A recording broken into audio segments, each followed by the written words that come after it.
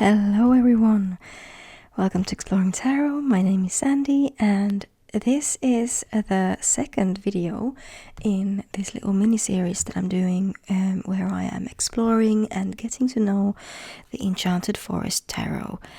And if you are joining us for the first time, please check out the introductory video that I made. That's part 1.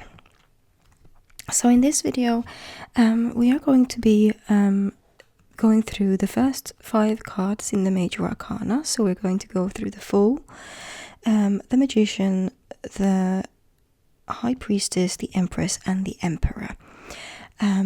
So since this is the first video of the actual exploration, I don't know how long this is going to be. Might end up having to only do the 3 cards at a time or something. We'll see. Anyway, with me today I've also got this tarot of AE weight, so that we can compare the classic Rider-Waite-Smith cards to the cards that we are going to look at in the Forest of Enchantment. Sorry, the Enchanted Forest Tarot. So let's put those aside for now. And since the deck is regular deck sized, and the guidebook has full scale full color depictions of the cards in the guidebook, I thought that we could look at the pictures in the guidebook instead of the cards so that we can see them properly. So here in the traditional Rider-Waite-Smith, we can see a happy-go-lucky person with a rose in their hand and this satchel on their back, and there's this little companion dog, and the sun is shining, and they seem to not at all worry about where they're going. And in this depiction here in the Enchanted Forest Tarot, we see this white deer or hart standing in a mist in the clearing in a forest, or in the maybe at the forest edge. So this is what the guidebook has to say about it. At the edge of the deep forest stands an invitation to enchantment. When you see a pure white deer, you are being called to follow it, and only the foolish would ignore such a beckoning. And yet it takes trust to enter the forest, to explore the unknown and the uncharted. Mysteries await you according to what your soul needs for this journey. There are surprises around every bend in the woodland path, and often there is no path at all. The white heart opens a portal into the wild, and your own wild heart responds. Step forward through the swirling mist into the realm of apple and oak, ash and hawthorn, fir and willow, holly and hazel. There may be companions along the way and adversaries too. The first step into the forest must be taken on your own. The traditional name for this mysterious card that is numbered 0 is the Fool, and it symbolizes the start of a new adventure that is undertaken with a pure and innocent heart. The pun here is intended: follow your heart. Meaning at a glance: a new beginning, accepting the invitation, going forward with trust. The journey begins, follow your instincts. A closer look: the trees that are named in the description are shown in the card, clockwise from the left. Each has a magical meaning: apple, the otherworld; oak, endurance; ash, action; hawthorn, protection; fir, perspective; willow, intuition; holly, challenge; and hazel, wisdom. So here we see all of those trees that they just described. Let's also have a look about what Rachel Pollack writes in this little white book from the Tarot of A.E. Waite from this deck. Some see him as the beginning of the major arcana, and some see him as the end. In reality, it depends on how the Fool, you, move through the crises and challenging times of the world, or your own life. Originally, this card meant a crazy homeless person driven from place to place, often attacked by animals. If you have lost everything, if your world has collapsed around you, then the Fool can mirror this difficult state, alone, with nothing left but what you can carry in a bag on a stick. But look at the picture. Does he appear miserable?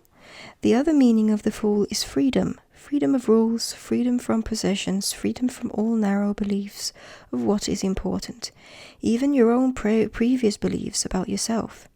His number 0 means no thing, no limitations. The Fool has learned to react to everything exactly as it is, not as what he thinks it should be.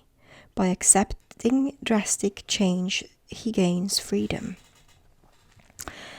Keywords are spontaneity, freedom, taking risks, difficulty in planning ahead, and yeah. Right, so immediately we can see there's a huge difference here. Obviously we've got a different perspective as well. So in here, this is depicting the actual journey, the actual person that is undertaking the journey and starting this new beginning, symbolizing it. Whereas this white heart here symbolizes like the beckoning, the invitation, the guide into the forest of unknown enchantment, so to speak. So you have to, in order to read this card, really, you need to know that the white heart is symbolizing that. Whereas here you can kind of see that, oh no, this person is nearing this cliff and the dog is trying to warn him or something, and they're not looking where they're going. So you can intuitively, without knowing much of the cards, like the meaning of the cards, kind of already read into the meaning of this card in the traditional Rider-Waite. Whereas here it's a little bit more hidden. It's more like, okay, we're standing here at the edge of the forest. There's this white, ghostly looking heart standing here looking at us. The forest is dark. Are we going to enter or not? It's kind of like a choice. Are we going to follow it? Are we going to turn back and go the way we came? Are we going to go on this journey? Are we going to take this risk? You know? So it can be read in a completely different way. And I kind of like it, and it gives the deck a completely different feel, doesn't it? Let me know what you think and how you read this card. I would be really interested to hear what you say about it as well.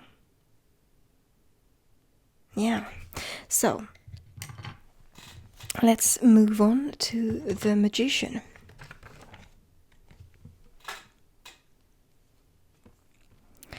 So here we've got the Magician, and it's called the Enchanter in this deck. And we can see similarities here. We've got this man presenting person sitting here in his study at a table. We've got tables. We don't have the 4 suits represented here, but we can see the magic that's going on in the card. In the background we see all these kinds of tools and books, and we've got this owl. Owls usually represent wisdom of some kind. And then we've got a bee here symbolizing, working being effective, maybe. And we've got this candle that's blown out here as well. And in the traditional Rider-Waite-Smith, we've got this magician standing with one hand up and one hand down, symbolizing as above, so below. We've got the lemniscate, and then we've got the 4 suits represented on the table. We've also, here in this card, we've got the same kind of one hand up, one hand down, and then we've got this surge of energy and magic happening here in between. Let's see what the guidebook has to say.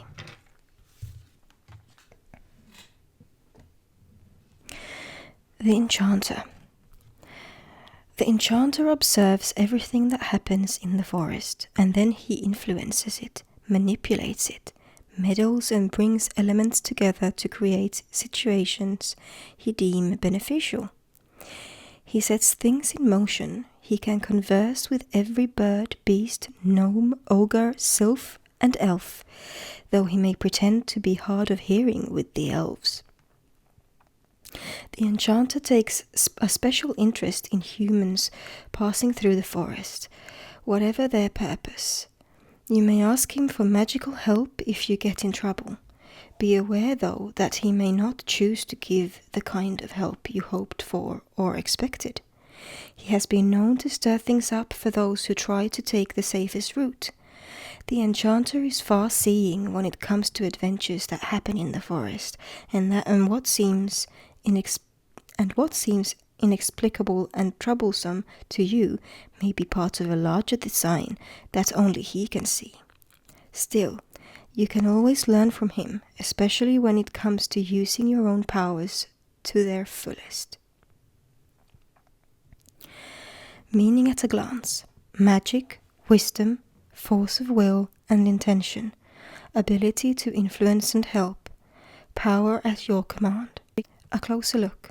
The Enchanter's sleeves are trimmed in otter fur, which is a protective charm often used by wizards. The Enchanter conjured the fur without harming any otters, of course. Alright. Right, so I get the feeling that this is quite a traditional interpretation of the magician. It describes this powerful person who uses their abilities to benefit themselves. They might be a bit trickstery. They might not always benefit you. But they are claiming their own power, and they are working within it and working to expand it. So, yeah, I'm really feeling that this is quite a straightforward magician. And he also looks like the magician in the card. So I don't really have a problem with this one at all. But let's have a look at what Rachel Pollack writes in this little guidebook that follows with the Tarot of A.E. Waite. And she writes about the magician that's originally a very tricky fellow. A kind of sly carnival figure who plays a game with the suit objects on his table. The magician has become a grand magus who brings the heavenly power of above down into the physical world.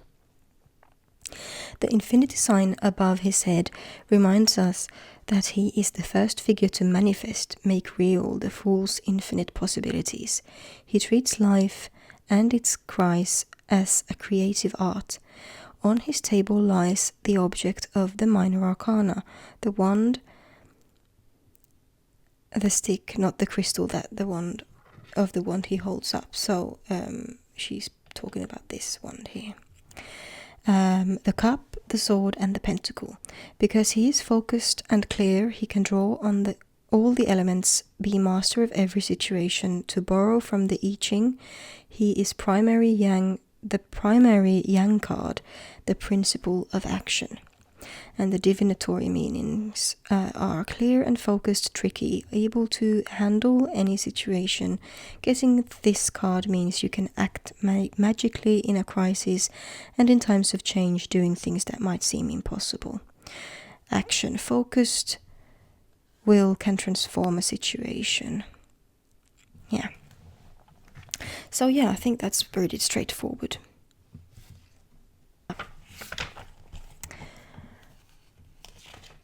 Next up, we have got the High Priestess, and in this deck it's called the Wisewoman. So comparing the two cards, here we see a female presenting person sitting head on with a veil behind her, and we've got this black and white pillar here, and she's sitting by a crescent moon, and there's water flowing here next to her as well. And in the Enchanted Forest Tarot, we've got an old woman sitting in front of a tree and she is casting the bones, it looks like. She's divining something here. And we also see this white and dark, or light and dark road here behind her, symbolizing the two pillars, I believe. Let's read what the guidebook says. The Wisewoman. At a place where forest paths diverge stands an ancient apple tree. One side bears the silver apples of the moon, the other the golden apples of the sun. You can pass beneath these boughs to take either the dark path or the light path. There is an allure to both of these paths, with positive and negative aspects to each. Your choice is not obvious.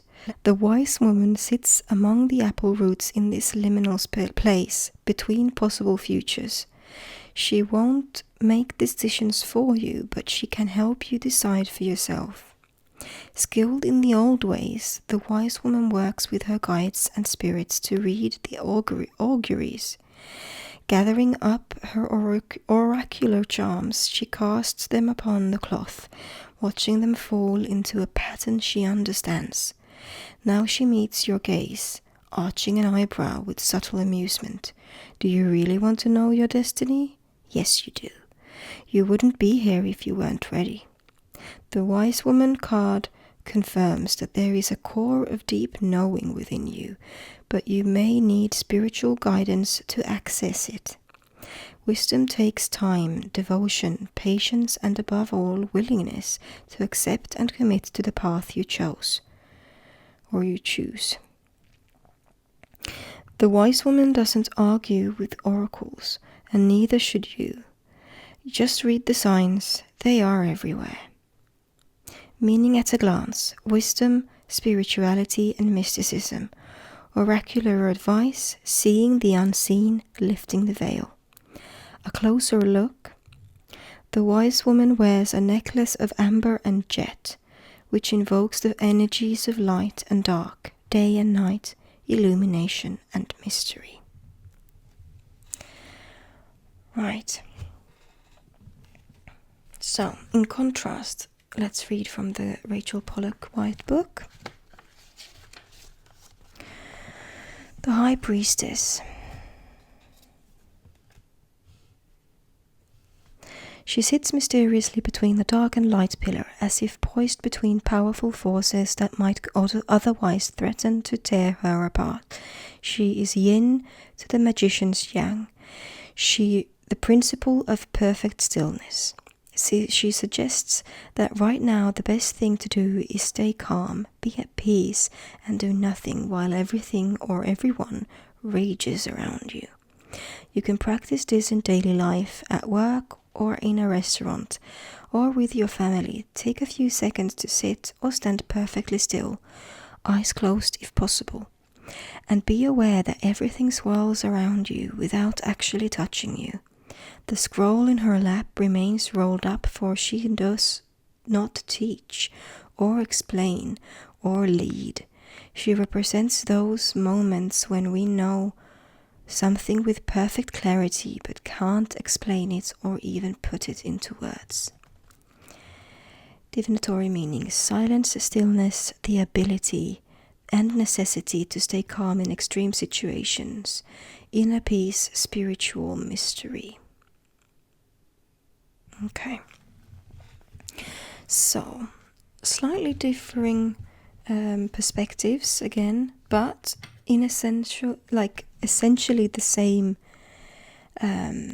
essence. We've got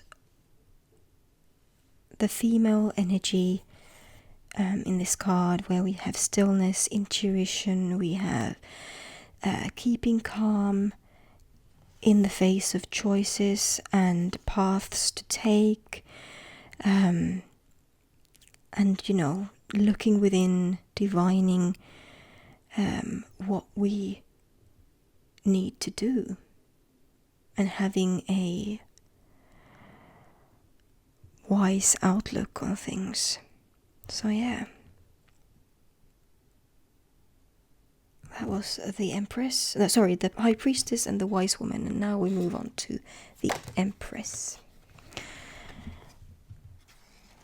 Running out of space to put everything. So, the Empress is in this deck the Green Mother. And in comparing here, we've got this, in the traditional card, we've got this female energy again, female presenting person sitting here on a very luxurious bedding with a waterfall and a forest, luscious wheat field in front of her. Got the Venus symbol here on a shield, and we've got these stars here on the top of her head. She's got, I think it's pomegranates on her dress, symbolizing abundance. And then in comparison here in the Forest of Enchanted Forest Tarot, we've got this green lady, a mother sitting here on a stump with a child in her lap. She's got berries in her hair. We've got all kinds of little woodland creatures beside her. We've got a mother hedgehog with her little babies. We've got a mother squirrel with her little baby squirrel. We've also got the symbol of fertility here, a rabbit or a hare. Can't see any little rabbit babies, but we've got a bird here feeding her little ones in the nest as well. I don't know if you can see that over there.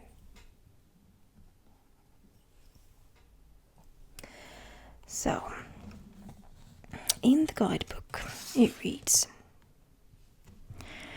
"Come, sit at the feet of the Green Mother and be sheltered by her love. She is the creative source who brings the life energy of the forest to fruition and birth, and she is the nurturer who welcomes newborns with her blessing kiss. She encourages the curiosity of her own precious green child, instilling a sense of wonder at the infinite variety of earthly delights. The little one clings to Mama for now, but grows braver as she learns that nature is her friend. The Green Mother shows us how we are each a part of the natural world, like the trees and the brooks and the cuckoo's song. She teaches us to love ourselves as part of her creation. The Green Mother is the embodiment of feminine power. She represents sexuality, the world of the senses, the unconditional love. She is the essence of fertility. Call upon her when you need an increase in earthly support, a creative push, healing or comforting care. The Green Mother wants you to remember that what you nourish is what you will grow. so pay attention to where you put your energy. Meaning at a glance: feminine power, unconditional love, nature's bounty, generosity, fertility, and motherhood, beauty. A closer look: the Green Mother has wild currants, a symbol of fertility, entwined in her hair. Great. Okay, so in the Little White Book by Rachel Pollack, she writes this about the Empress. One of Tarot's happiest, most passionate cards, she represents lushness and fertility. Some see her as pregnant, but I will leave that to your judgment. The woman symbol on her heart-shaped shield is in fact the astrological sign for the planet Venus, named for the Roman goddess of love. The male sign actually signifies Mars. She urges us to embrace life in hard times, to trust that love will transcend suffering. Her tiara contains 12 stars for the zodiac, making her a Regina Coeli, a queen of heaven, while the trees and the flowing river, and especially the golden grain growing all around her simple love-seat throne, show her attachment to nature. Pomegranates decorate her face, filled with seeds and juice the color of blood. Pomegranates not only symbolize fertility, they actually contain estrogen, the female hormone, as well as chemicals that help prevent cancer. Divinatory meanings are passion, fertility, optimism, a reminder to embrace life in harsh moments. She can represent love, but also motherhood. So this is a very straightforward comparison as well. We both have mother figures. We both have fertility symbols. We have lushness and abundance around them. And they both speak to the gentleness of the feminine power, the generosity and fertility of motherhood, beauty and nature's bounty. So yeah, it's a very straightforward, well, kind of straightforward Empress card. And the last card we're going to look at for today is the Emperor. And in this card deck, he is called the Forest Lord.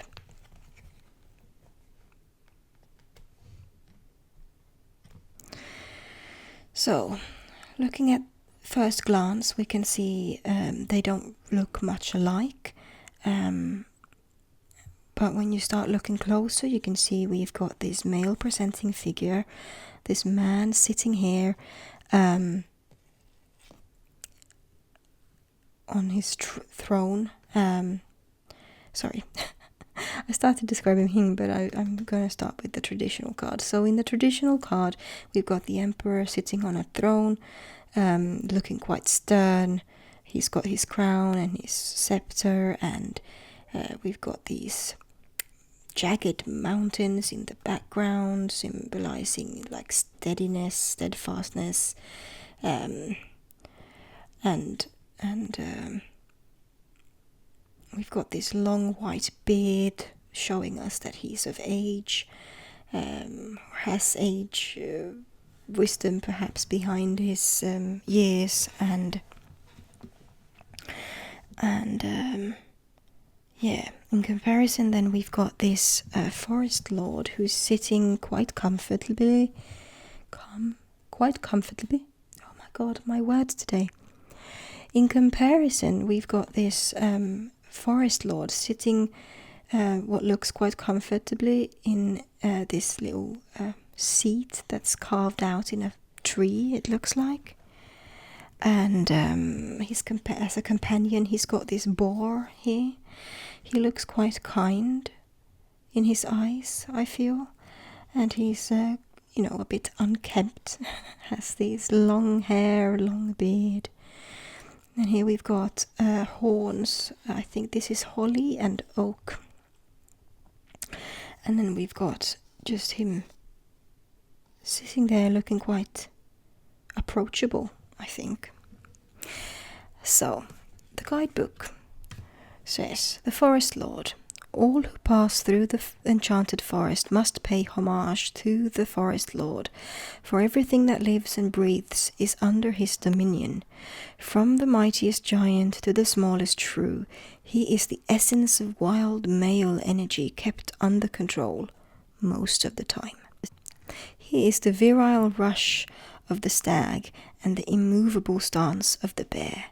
His most trusted companion is the chieftain of all the boars, the fiercest creature in the wood. Approach the Forest Lord respectfully, but have no fear. He is the affectionate father as well as the commanding ruler. He is masterful but never a bully, and he has earned the love and loyalty of those within his care. The Forest Lord represents the duties that come with great power, protecting his subjects, defending their freedom, and safeguarding their sanctuary. Leadership is a privilege. Authority over others must be wielded appropriately and not abused. Sovereignty comes from within and doesn't need to be insisted upon. The Forest Lord's confidence comes from staying true to his noble nature. Meaning at a glance: power from within, virility, natural leadership, nobility of character, fatherhood, dominion, and territorial command. A closer look: the holly and oak upon his antlers represent the eternal cycle of life renewing itself. Oak rules the light half of the year, holly rules the dark. Yeah. And reading from the little white book, we can see that Rachel Pollack writes, many people do not like this card. They find him harsh, aggressive, controlling. The lush forest of the Empress has changed to barren mountains, her soft touch to a grey stone, and the river that gushes behind her now becomes a thin stream barely able to cut its way through the rocks. He seems uncaring, emotionless, dressed in a suit of armor underneath his imperial robes. He represents government, society, and sometimes a harsh father. And yet, so much of this looks at him from outside, and a figure that looms over us and demands obedience. But if we can see ourselves in the Emperor, and women can do this as well as men, then he teaches us to defend our territory and our families, to set up structures so that life can continue. Sometimes the Emperor is exactly what we need to be. Divinatory meanings: power, authority, control, social structures, government, officials, the ability to defend something or to take a position of authority can mean fatherhood. And here I've also written in the sides here, in the margins, that tradition, guidance, lend an ear, look inside ourselves to do right. Okay, so we do see quite a different stance on the Emperor, or at least a different depiction. In the traditional Rider-Waite, we've got this outwardly harsh-looking person with lots of stone, and he looks harsh and immovable, and maybe a bit stern. And in contrast, in this card, we've got this gentle leader who is both a strong, dominating natural leader, and at the same time is in tune with his gentler side, that he can convey, that he can lead and make decisions and use his power, but perhaps in consideration, but with a gentle hand, I would say. So I think that this Emperor here, or the Forest Lord, is a lot more approachable than the original Emperor.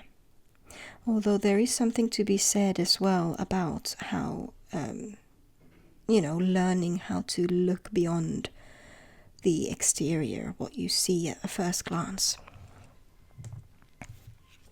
So, that was the end of this first session, where we are comparing the Enchanted Forest Tarot with the traditional Rider-Waite-Smith, reading from both guidebooks and getting to know the cards a bit better.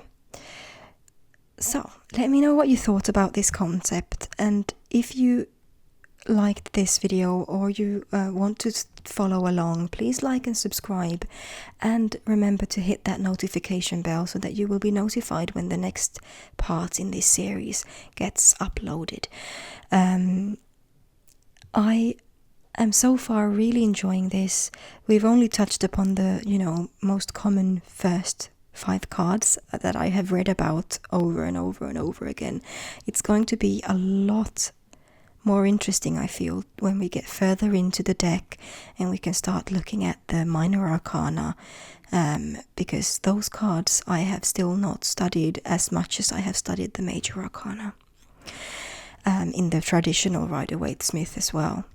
So thank you so much for watching. If you've watched this far, please leave a little code message down below. Maybe we could use Sparrow. Yes, let's, comment the word sparrow or a little emoji of a bird or something in the comments if you've gotten to the end. That would be really fun. So yeah, thank you so much for watching. Hope you enjoyed this. Please take care of yourselves. Be well, my friends, and I'll see you in my next video. Bye!